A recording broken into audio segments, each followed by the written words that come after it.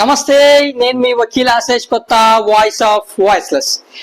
యావత్తు దేశంలోని ప్రతి ఒక్కరూ యూపీఎస్సీ వారిచే నిర్వహించబడే ప్రతిష్టాత్మకమైన పరీక్షలో డొల్లతనం బయటపడేసరికి యూపీఎస్సీ యొక్క పనితీరు మీద అనేక అనుమానాలకు తావిస్తుంది.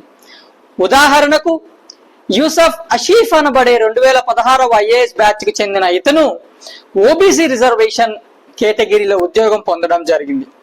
ఆల్ ఇండియా 215వ ర్యాంక్ పొందిన ఇతను ఓబీసీ సర్టిఫికేట్ యొక్క సహాయంతో ఎక్కువ ర్యాంక్ కలిగిన క్యాడర్ పొందడం జరిగింది.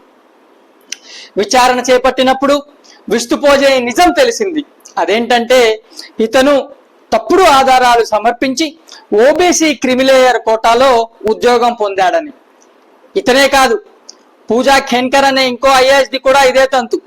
ఈమె income certificate, caste certificate, disability certificate అన్ని తప్పుడు సమాచారంతో పొందినవే.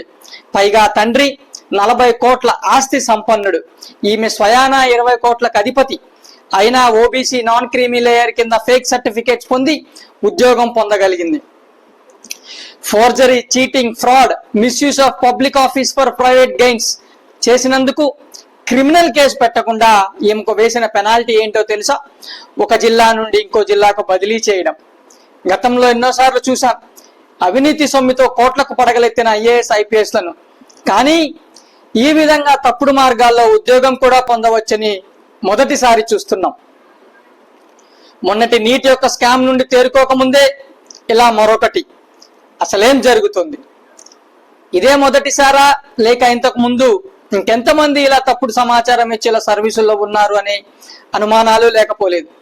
ఇలాంటి వారు కింగ్ సైజ్ జీవితాన్ని అనుభవించడానిక మేము పన్నులు కట్టేది అనే మాట వినిపిస్తూనే ఉన్నది. యూపీఎస్సీ నిద్రపోతున్నదా, లేక ఇటువంటి వాటికి ఏమైనా సహకరించే కార్యక్రమం ఎప్పటి నుండో కొనసాగుతుందా? మీ అభిప్రాయం ఏమిటో తెలపండి. It's high time good people occupy important positions. చట్టాలను చదవండి, హక్కులు తెలుసుకోండి, హక్కులకై పోరాడండి.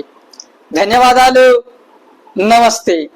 సాధ్యమైనంత వరకు మన దైనందిన జీవితంలో తెలుగులోనే మాట్లాడదాం, తెలుగునే ఉపయోగిద్దాం.